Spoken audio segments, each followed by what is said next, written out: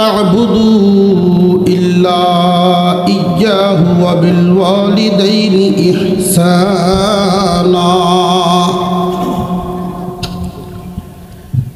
إما يبلغن عندك الكبر أحدهما أو كلاهما فلا تقل لهما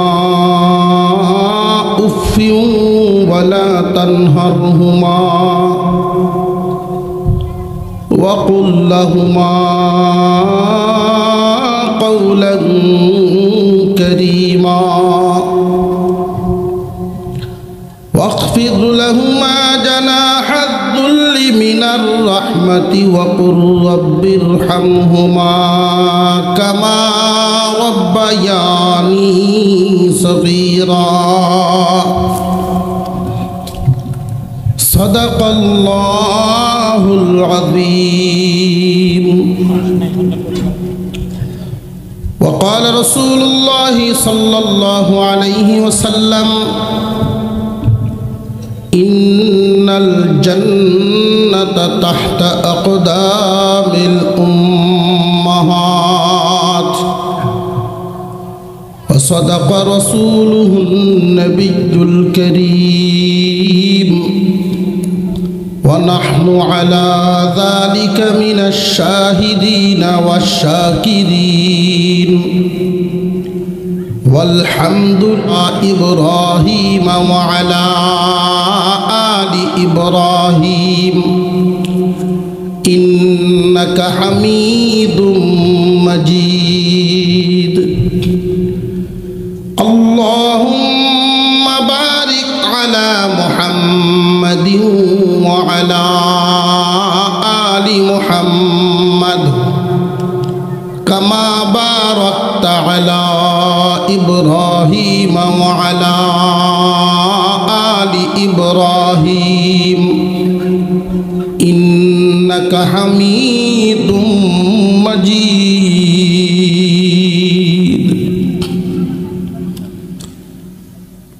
ব্রাহ্মণবাড়িয়া সদর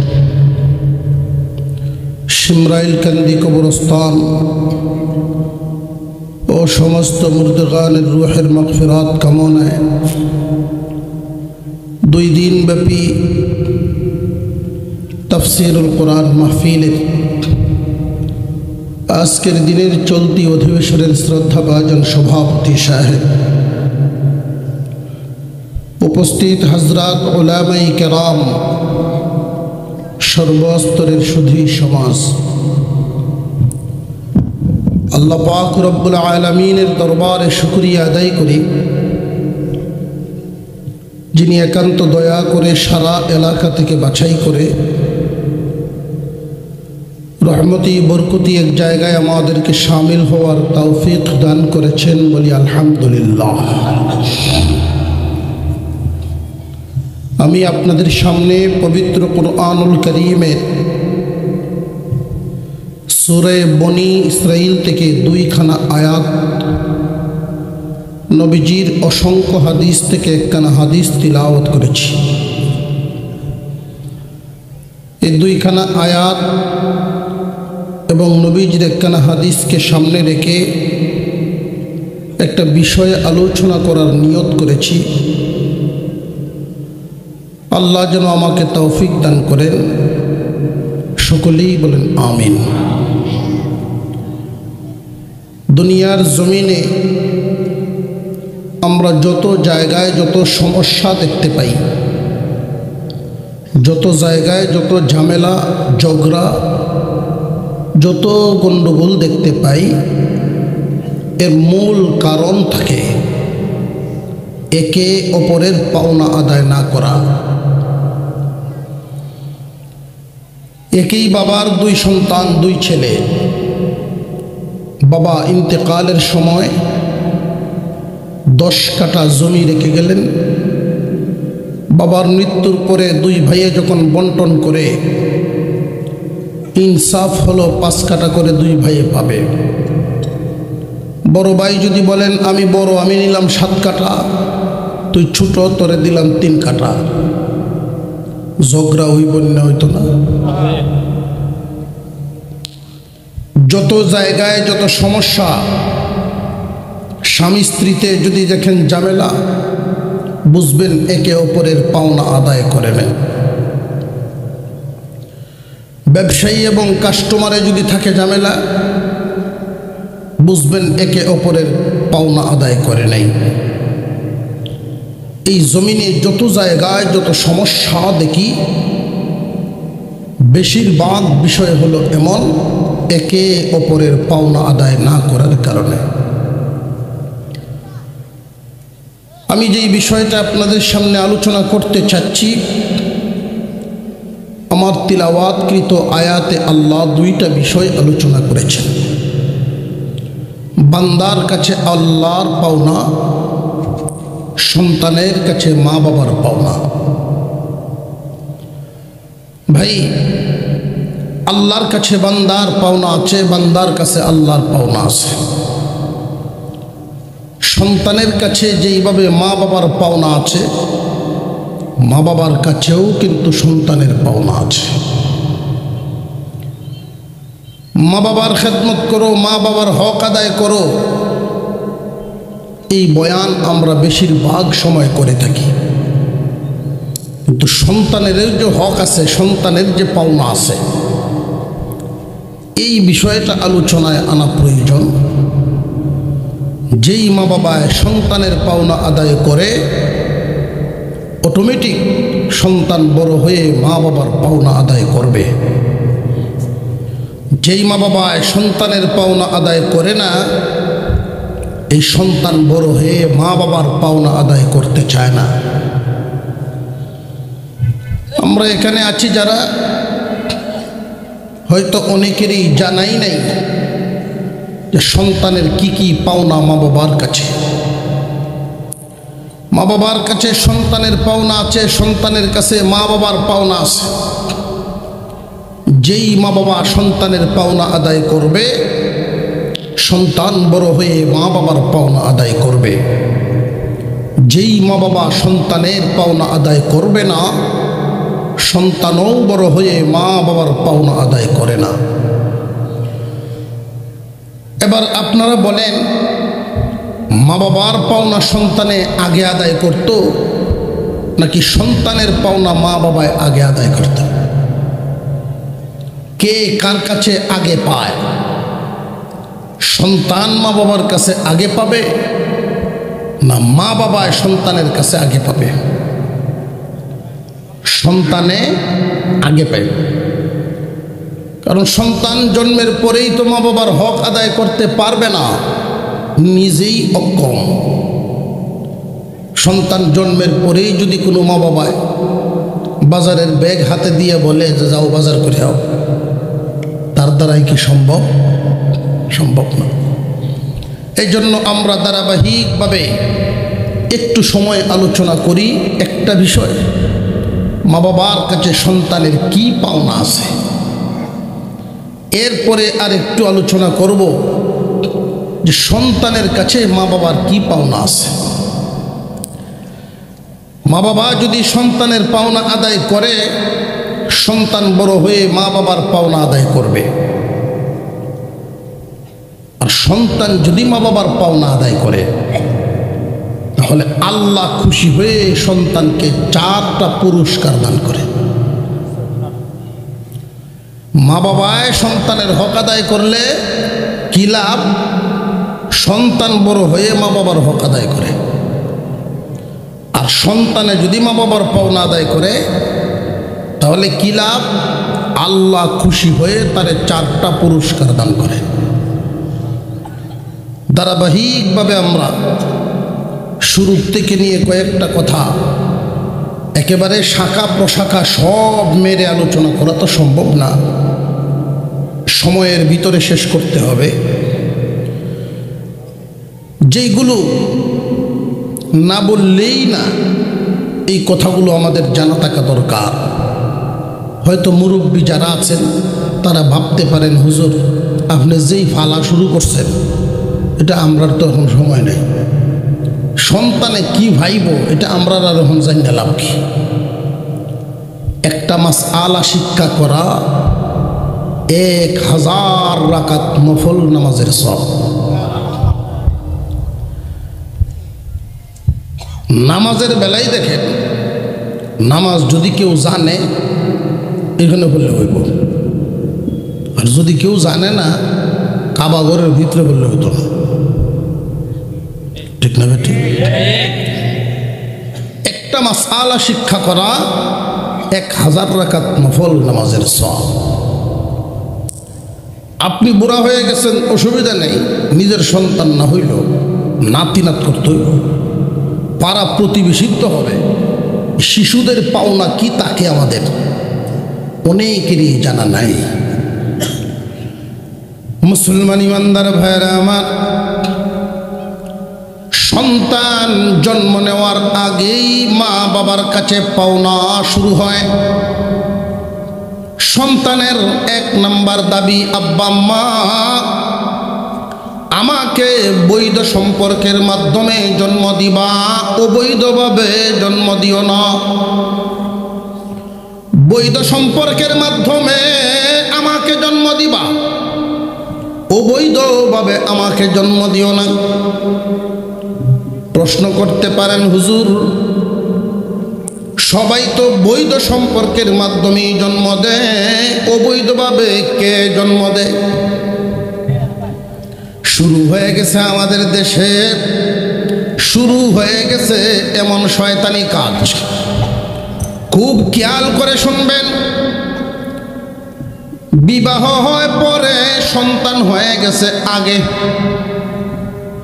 বাচ্চা হয়ে গেছে আগে, বিয়ে হয় পরে, এমন নজির জমিনে আছে না নাই?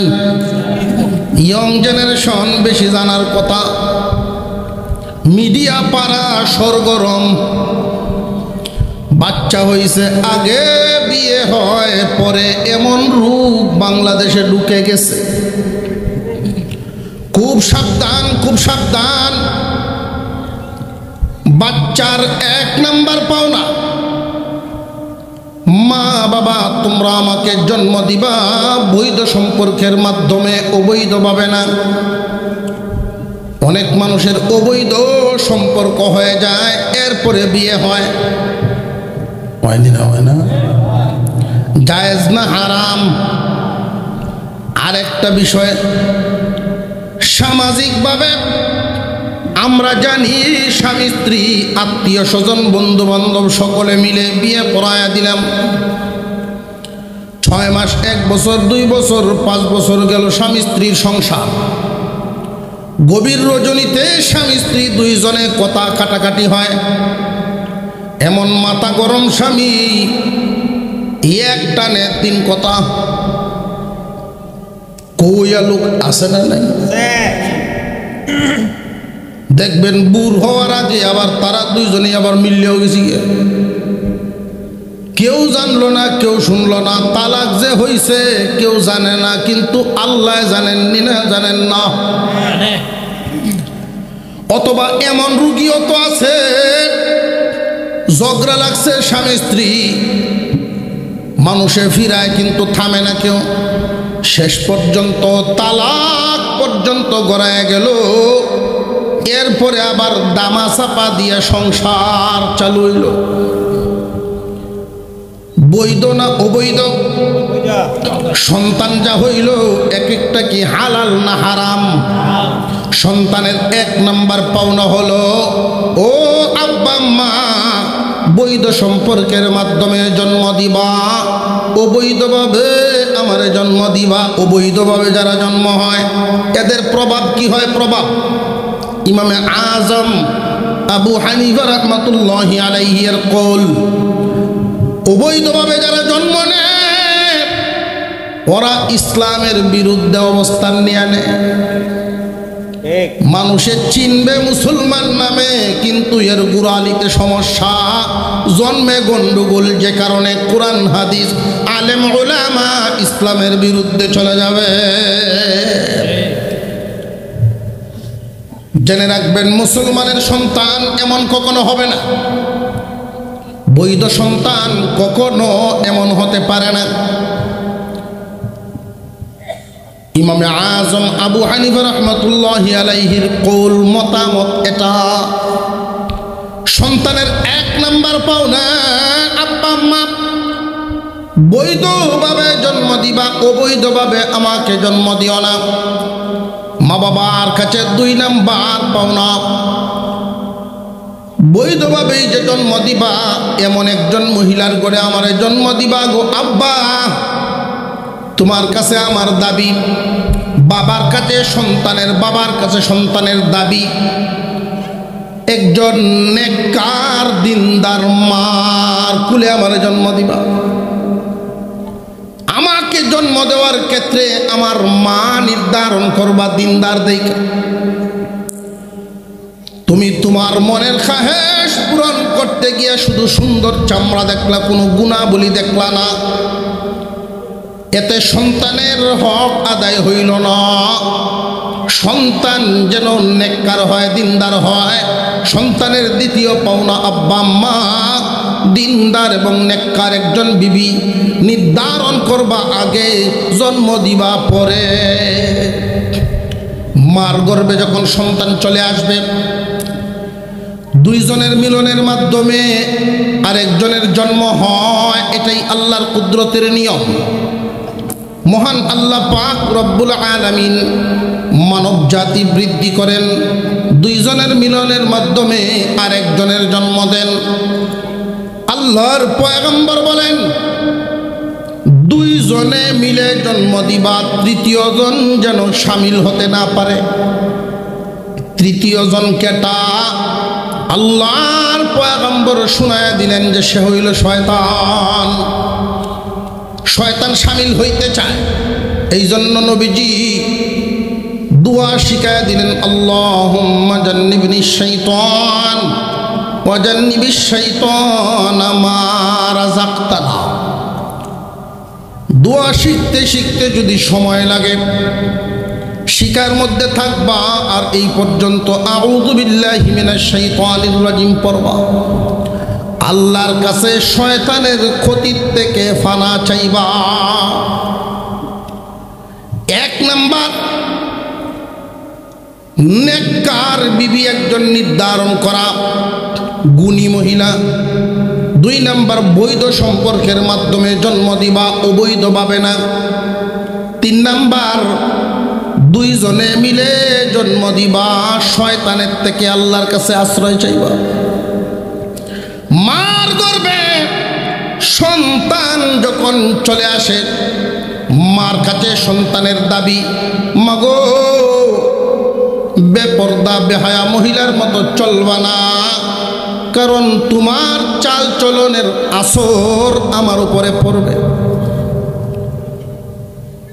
এর বাস্তব প্রমাণ খেয়াল করবেন। মা যদি লাজুক হয়, পর্দায় তাকে সন্তানটা লাজুক হবে।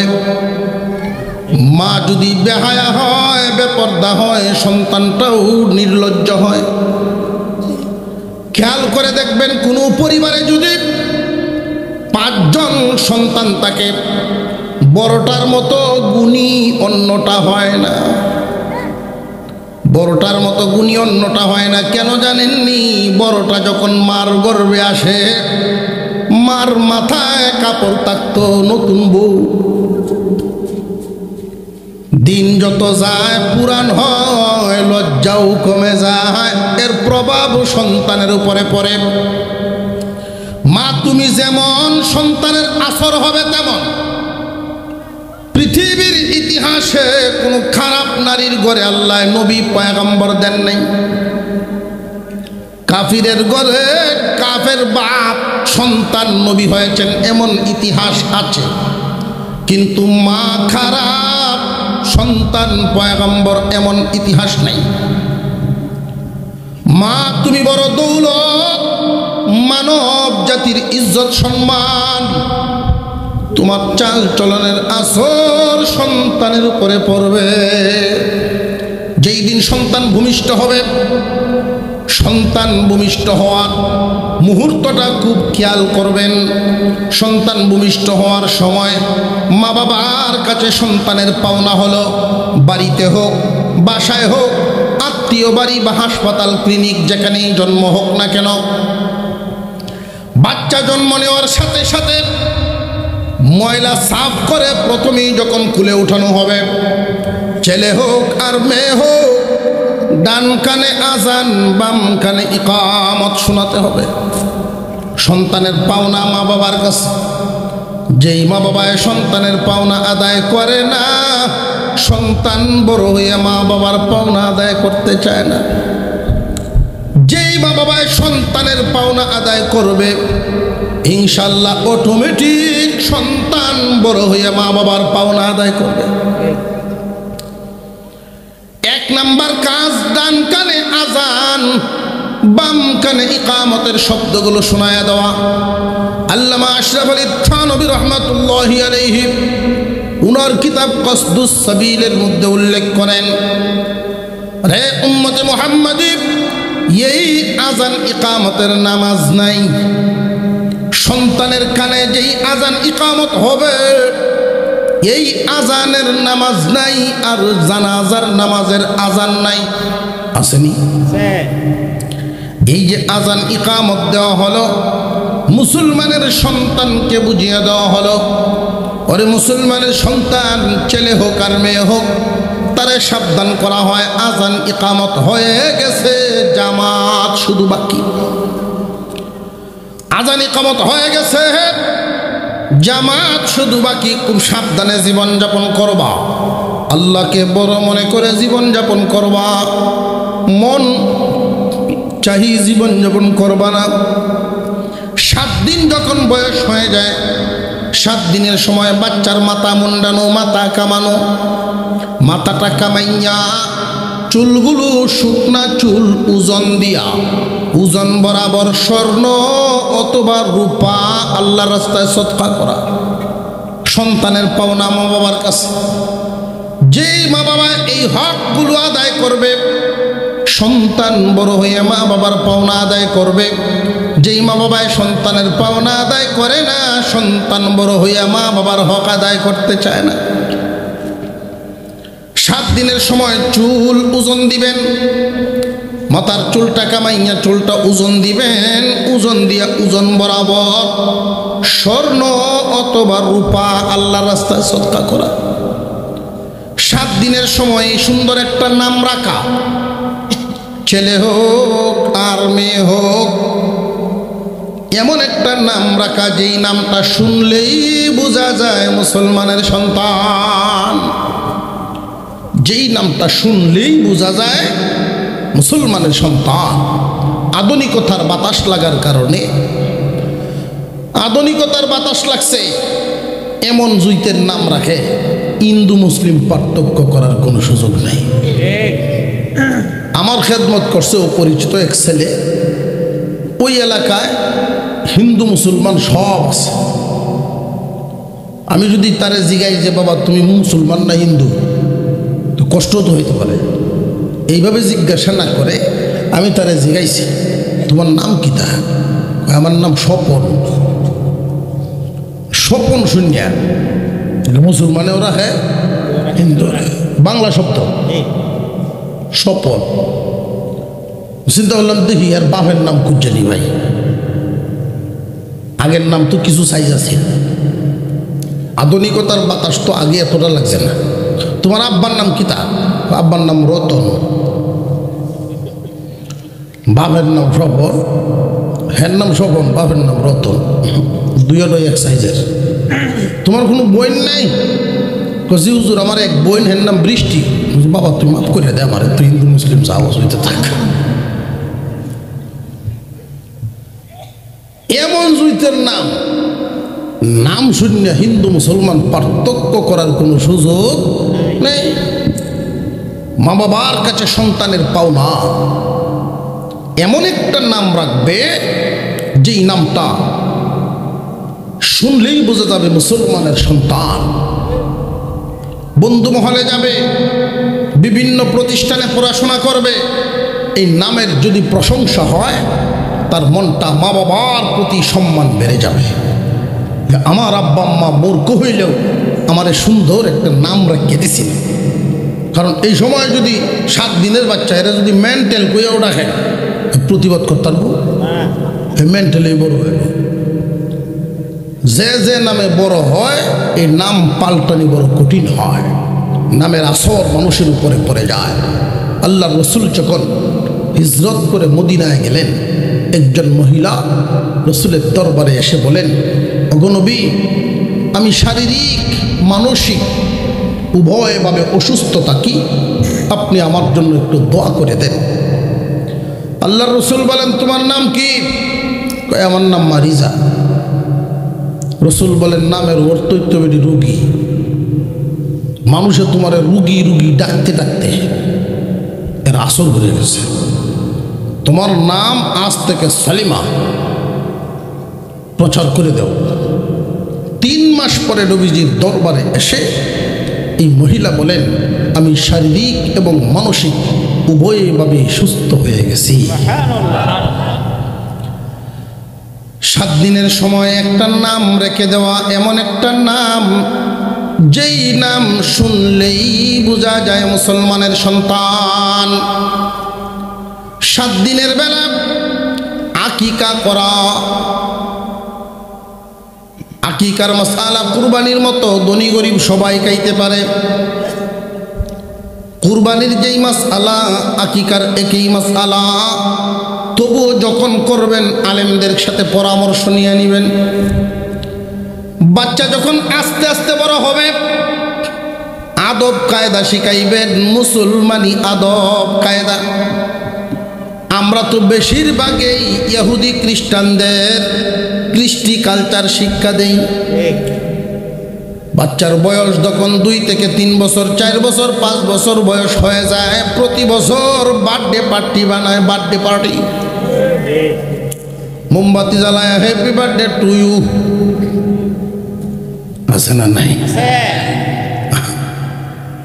মুসলমানি কালচার না খ্রিস্টান ইহুদিদের কালচার, বেঈমানদের কালচার। সালাম না শিখায়, সালামের বদলা শিখায় কি? তোমার আঙ্কেল জায়গা টাটা দেও, আঙ্কেল জায়গা টাটা, টাটা দে, বিদায় দেয়। এটার অর্থ পাইলাম না করছে। তো আলামতে বোঝা যায় এই যে যাইতেছে আর এদিকে না। মুসলমানি কালচার শিক্ষা দিবেন, এটা মা বাবার কাছে সন্তানের পাওনা। সন্তান যখন পড়াশোনা করার বয়সে পৌঁছে যাবে, সর্বপ্রথম মা বাবার দায়িত্ব হলো সন্তানকে কুরআনুল কারীমের শিক্ষা দেওয়া। সহি শুদ্ধভাবে 30 পারা কোরআন পড়তে পারে, এই পরিমাণ যোগ্যতা তারে দিয়ে দিবেন। এরপরে স্বপ্ন আপনি ডাক্তার বানাবেন, বানান অসুবিধা নাই। ইঞ্জিনিয়ার বানাবেন, অসুবিধার কোনো কারণ নাই। কিন্তু জেনে রাখবেন, যদি সন্তানকে জীবনের শুরুতে কুরআনুল কারীমের শিক্ষা না দেন, তামাম পৃথিবীর সব দিতে পারবেন, একজন বাবা হয়ে এই অভাব তার পূরণ করতে পারবেন না। যারা জীবনে সন্তানকে কোরআন শিক্ষা দেন নাই, তার যেই ক্ষতিটা আপনি করলেন, বাবা হয়ে তার পাওনাটা আদায় করলেন না। জীবনভর যত কিছুই করেন না কেন, তার এই অভাব আর পূর্ণ হবে না। বড় হয়ে সে যখন নামাজ পড়তে চাইবে, শিখবে, বাংলা দেখে দেখে শিখবে। লাহাবে মতাবে মায়া আগে না, এমনি করবো। সহি শুদ্ধ পড়া তার জীবনে আর হবে না। কাঁচা থাকতে না নুয়ালে বাঁশ, পাকলে করে টাস টাস। যারা ছোটবেলায় কুরআনুল কারীম শিখেন নাই, এইখানে যদি এমন কেউ থেকে থাকেন, তাহলে স্বীকার করেন বড় হয়ে শিখছেন এমন মানুষের সংখ্যা তুলনামূলক বেশি না অনেক কম? ছোটবেলায় পড়ে নাই, বড় হইলে আর পড়া হয়। ছোটবেলায় যারা পড়ে, নামাজ পড়ুক আর না পড়ুক, এখন নামাজ পড়ে না আরেকবার পড়বো, এখন পড়ে না আরেকবার পড়বো। যখন পড়বে সহি শুদ্ধ করেই পড়বে। এজন্য উলামায়ে কেরাম মুসলমান ছেলে মেয়েরা যেন এই ধর্মীয় শিক্ষা থেকে দূরে সরে না যায়, নুরানি সিলেবাসটা এমনভাবেই করেছেন মাদারিসে কওমিয়া, বিভিন্ন নুরানি মাদ্রাসাগুলো এমনভাবে সিলেবাস করেছেন বাংলা ইংরেজির সমন্বয়ে 3 বছরের কোর্স। 3টা বছর যদি আপনার ছেলে হোক আর মেয়ে হোক তার নুরানি পড়ায় নেন। বিভিন্ন জায়গায় প্রদর্শনী দেখবেন, লাগে এটাও বাচ্চারা জানে। প্রদর্শনী দেখায়নি না দেখায় না, ইমামতি পর্যন্ত কেমনে করা লাগে এটাও তারা জানে। জুমার খুতবা সহ মুখস্থ করায় দেয়। 30 পারা কোরআন সহি শুদ্ধ তিলাওয়াত শিক্ষা হয়ে যায়। নামাজের ভিতরে যেই সূরাগুলো পড়া দরকার শিক্ষা হয়ে যায় মুখস্থ। কুরআনুল কারীম সহি শুদ্ধ তিলাওয়াত, ওযু কেমনে করা লাগে, কোন কারণে ওযু ভাঙ্গে, এই প্রাথমিক ধারণা শিক্ষা তার হয়ে যায়। সে যদি ডাক্তার হয় অসুবিধা নাই, যায় নামাজে আপনার এই সন্তান অসহায় হবে না। কিন্তু মাদ্রাসায় যদি আগে পড়ায় না দেন, দুনিয়ার সব ডিগ্রি দিলেন, কোরআন পড়তে জানে না, একজন মুসলমান হিসাবে এর চেয়ে অভাবী আর নাই। বেশিরভাগ মানুষ নামাজ পড়ে না, না জানার কারণে। এটা আমার গবেষণা, আপনারা মিলে কিনা জানি না। আমি হিসাব মিলাই দেখছি, যে যেটা জানে, জানায় তারা টানে, যোগ্যতায় টানে। নতুন জামাই শ্বশুর বাড়িতে গেছে,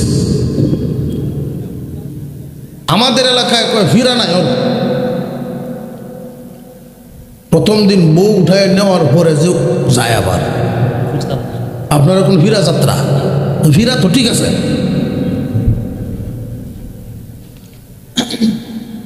এই ফিরা যাত্রা যখন গেছে জামাই, জামাই কি খুব পুরাতন হয়ে গেছে না নতুন হই, খালি রুমাল ডান্ডে মুক্ত লাগছে, আর তো সব ঠিক আছে। হঠাৎ গভীর রাত্রে জামার ঘুম ভাঙিয়ে গেছি। তো নতুন বউ জিজ্ঞাসা করে কি ব্যাপার, আপনার ঘুম আসতেছে না, কারণ কি?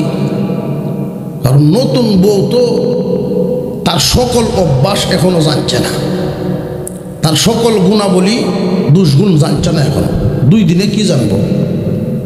এই জন্য নতুন বউ জামাই এদেরকে 40 দিন একসাথে রাখতে হয় দুষ্গুণ জানার জন্য। এটা আরেকটা অধ্যায়, শরীয়তের মাসালা। এটা জিজ্ঞাসা করে কি ব্যাপার আপনার, কি হইলো, ঘুমে ধরে না? কয়ে যে একটা বাঁশির সুর শোনা যায়, এটা করতে হয়। আপনি সুর দিয়ে কি করতেন? আমি হেলো যাইতাম, 2টা ফু দিতাম এই বাঁশিটা। অর্থাৎ এও বাঁশি জানে, এও বাঁশি বাজাইতে জানে, জানায় কেমন টানা টানে। হয় না, যখন যেত না, ছোট্ট একটা খাল আছে, নৌকা নাই, আমি সাঁতরা যাইব। নতুন জামাই এরপরে হেলো যাইতেছে।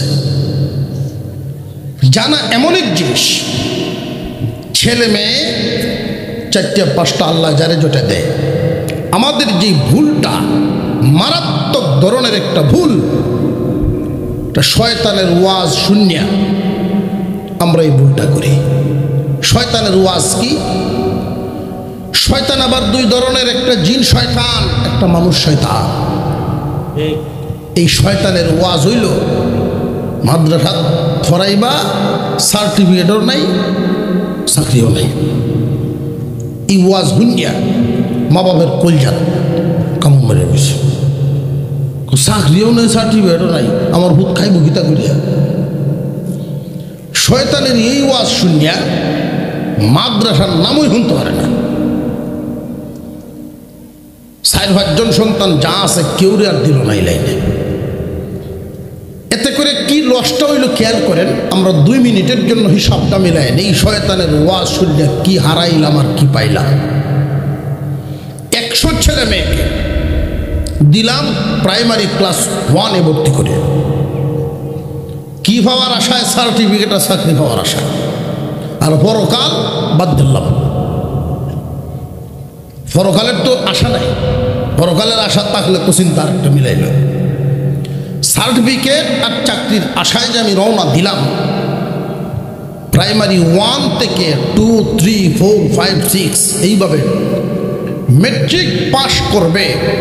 এই 100 ছেলে মেয়ে যে 1-এ ভর্তি হয়েছিল সবাই না মাঝখানে জড়বে? হিসাবটা মিলাইবেন, মাঝখানে চলল। বেশির তো বেশি 50 জন মেট্রিক পাস করলো, একটা সার্টিফিকেট পাইল, আর বাকি 50 জড়ে গেল। আর না পাইল সার্টিফিকেট, আর চাকরি তো প্রশ্নই আগে না। আর পরকাল ওটা আগেই বা। মুসলমানের সন্তান, হিসাবটা মিলান। ইন্টার পাস, মেট্রিক যারা পাস করছেন 50, এই 50-এই গিয়ে ইন্টার পাস করবো না কিছু জড়ব? আরো 30। এইভাবে 100-র মধ্যে ডিগ্রি পর্যন্ত, মাস্টার ডিগ্রি পর্যন্ত কমপ্লিট করতে পারবে 5 জন। হিসাবটা কি ঠিক না গরমিল? এই 5 জন যে মাস্টার ডিগ্রি পাস করলো চাকরির আশায়, সার্টিফিকেট পাইল, এখন চাকরি বাকি। পাইল 5 জনের সার্টিফিকেট, বাকি 95 জন ফেল। না পাইল দুনিয়া, না পাইল আখিরাত। বুঝে আসতেছে? বাকি 5 জন যে সার্টিফিকেট হাসিল করলো, সরকারি চাকরি, এদের বাসা তুলে আইব না? চাকরির পিছনে দৌড়ন লাগবো। সার্টিফিকেট হাসিল করলো, দৌড়াদৌড়ি করিয়া বাপের কাছে ফুটে আইসা সংবাদ দেয়া, বাপ সংবাদ একটা পাইছি চাকরির, তবে এমনি হইতো না। কেমনে হইব? 1 থেকে মাস্টার ডিগ্রি পর্যন্ত আমার পিছনে যে পরিমাণ খরচ করছেন, পুরারা এই পরিমাণ টাকা একসাথে দেওয়া লাগবে। বাপে তোর বিপরীত উঠছি আমি। বাপে চিন্তা করে দেখলো, সারা জিন্দিগি বর পয়সা খরচ করলাম, এখন যদি এই চাকরিটা না লইতাম পারি, ফল তো খাইতাম না। এই ফল খাওয়ার আশায় সবচেয়ে বড় জমিন যেটা আছে, বড় ক্ষেতটা, এটা বেচা দিলাম। ঘুষ দিয়া লইল চাকরি। অর্থাৎ এই গাছের গুড়ার মধ্যে পেশাব, ফলও খালি পেশাবই গন্ধ। গলত গুড়ালিতেই গলত, ফেস লাগলো। বাবা এই যে ক্লাস 1 থেকে পড়াশোনা করাইয়া মাস্টার ডিগ্রি করাইলো, তাও শতকরা 5 জন, এর মধ্যে 5 জনেই সরকারি চাকরি পাইব। বড় ক্ষেতটা বেচবো যারা, পাইব তারা। বাপে ফল পাইল কোন দিন? পয়লা বেতন পাইল সেই দিন। এর আগ পর্যন্ত কোনো ফলাফল নাই। মুসলমান ইমানদার ভাইয়েরা আমার, হিসাবটা এবার একটু উল্টা মিলান। আলেমদের কয়েকটা কথা শুনেন। কুরআন হাদিসে কোথাও এই কথা নাই যে তোমার সন্তানকে আলেম হাফেজ বানাতেই হবে, বানাতেই হবে, এই কথা না। হাফেজ আলেম বানানো ফরজ না, কিন্তু কুরআনুল কারীমের শিক্ষা দেওয়া ফরজ। কোরআন শিখানো, ওযু গোসল পাক না পাক শিক্ষা দেওয়া প্রত্যেক মা বাবার উপরে ফরজ। মুসলমান ইমানদার ভাইরা আমার, আমাদের এই দেশে আমাদের ট্যাক্সে স্কুল কলেজ ভার্সিটি সবগুলো চলে মুসলমানদের টাকায়। দেশের সব হালত যদি আমাদের দরদি হইতো, প্রাইমারি স্কুলের সিলেবাসটা যদি কোরআন হাদিস সমন্বয় করা হতো, আমাদের মুসলমান সন্তানদেরকে, ছেলে মেয়েদেরকে আলাদা নুরানি বিভাগে, প্রাইভেট আলাদা নুরানি বিভাগে বেতন দিয়া পড়ানো লাগতো না। ক্লাস 1 থেকে 5 পর্যন্ত প্রাইমারি স্কুলে যদি হাফেজ কারি আলেম নিয়োগ থাকতো, শিক্ষক অটোমেটিক ক্লাস 5 পর্যন্ত পড়লে সহি শুদ্ধ কোরআন শিক্ষাও হয়ে যাইত। কিন্তু আমরা কপাল পুরা, পয়সা দেই আমরা, রুটি খায় অন্যরা, কপাল পুরা। জেনে রাখবেন, উপযুক্ত জায়গায় যদি যোগ্য লোক না দেওয়া হয় তাহলে বড় গন্ডগোল বাঁধিয়া যায়। আলহামদুলিল্লাহ, ব্রাহ্মণবাড়িয়া হলো আলেম ওলামাদের অঞ্চল। কিছু কিছু এলাকা এমনও আছে পোস্টার দেখলে সুবহানাল্লাহ, পত্রিকা বানায় দিছে পোস্টার, সমাজে বরণ লাগে।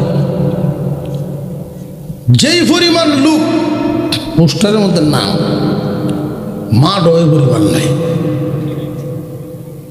আমি একদিন বললাম, আচ্ছা যেই পরিমাণ লোকের নামে অতিথি, এই সব অতিথি যদি উপস্থিত থাকতো তো প্যান্ডেলও জাগার কথা না। কয়টা হুজুর সম্মানে দেওয়া হয়েছে, তাই তা হইল আমেরিকা, তা হয় আমেরিকা সম্মানে দেওয়া হয়েছে। শুনে বেজাগাত সব জিনিস সব জায়গায় দিতে নাই। গাদারে মালিকে আদর করিনে তুলছে ছাদের উপরে, কোন ছাদের উপরে, বিল্ডিং এর ছাদের উপরে তুললে তো মালিক পড়ছে বিপদ। গাদা তোলাম তো চায়, নামতে চায় না, কারণ সবুজ শ্যামল দৃশ্য দেখিয়া সে তো রয়েছে সারা জীবন ভূমি, উঠছে না। উঠতে গিয়া এই শাক, সবুজ শ্যামল দৃশ্য দেখিয়া লামতে আর চায় না। মালিক যখন একটু জোর করছে লামানির জন্য, দিছে লাথি, লাথি খায়া মালিক নিচে নামছে। মাথার তাপায় আর গাদারে ডাকায়, বাবা আয়া বল, বাবা আয়া। গাদারে এমনি ডাকলে লাম্বো। কিছুক্ষণ পরে সে যখন উপরে থাকতে থাকতে তার বিতৃষ্টা এসে গেছে, নামতে চায়, সিঁড়ি পর্যন্ত আবার ভয় ভয় নামতে পারে না। শেষ পর্যন্ত ছাদের মধ্যে লাত্তি দেওয়া শুরু করছে। তো ছাদও যে লাত্তি দেয়, ছাদও পুরান ছাদ, চল্লা চল্লা পড়তেছে আর নিজের ভাবও ব্যথা পাইতেছে। মালিকের কি সর্বনাশটা করলাম। লাত্তি দিতে দিতে ছাদ অর্ধেক ভেঙে গেছে। মালিক নিরুপায় হয়ে গিয়ে আবার উঠছে। আর এতক্ষণে গাদার রাগ জাউডার হয়ে উঠছে এর মাথা, কারণ ভাও তো ব্যথা পেতেছে। যেই মাত্র মালিক গেছে কাছে, এমন এক লাত্তি দিছে, সিঁড়ি দেওয়ার নাম লাগছে না, ডাইরেক্টলি নিচে। কিছুক্ষণ পরে আর 2-3 লাত্তি দিয়া বুঝে আসতেছে অযোগ্য লোক যোগ্যতার চেয়ার দিবেন, এই চেয়ারের সাথে বেইনসাফি করবেন। জায়গায় জায়গায় আমরা তো আগে সমাজে বেইনসাফ চালু করা শুরু করে দিচ্ছি। আমরা যদি ইনসাফের বিচার করতে না পারি তাহলে সমাজ আমাদের সাথে কি ইনসাফ করবে? সমাজকে আগে ইনসাফের রং দিয়ে আমাদের সাজাতে হবে। আমরা মিছিল দেওয়া শুরু করি, অমুক ভাইয়ের চরিত্র ফুলের মতো, ফুলের মতো বলে চরিত্র, নামাজ নাই ভক্ত, আল্লাহর হুকুম মানে না, তার চরিত্র ফুলের মতো হতে পারে না। এমন ব্যক্তিরে মিছিল দিয়া জাগাতে পাইছি। এমন কি বড় আফসোস লাগে, মসজিদ কমিটি আল্লাহর ঘরের কমিটি হয়, এমন কমিটিতেও সুদখোর দায়িত্বশীল হয়ে যায়। আচানক কারবার। এর চেয়ে ভালো মানুষ কি এই এলাকায় নাই? এই অঞ্চলের মধ্যে কি এর চেয়ে ভালো মানুষ ছিল না? তাহলে এমন ব্যক্তিকে আমরা এমন জায়গা দিব কেন? এই জায়গাগুলোর সাথে বেইনসাফ করা হয়। বলতে বলতে অনেক দূর চলে আসছি। সন্তানের পাওনার ব্যাপারে আমরা যদি ছেলে হোক আর মেয়ে হোক আলেম বানানো ফরজ ওয়াজিব না। সবাই যে আলেম হতে হবে এমন না। একটা হোক আর 5টা হোক, ছেলে হোক আর মেয়ে হোক, প্রথমে পড়ব নুরানি, এরপরে দুনিয়া ঘুরানি।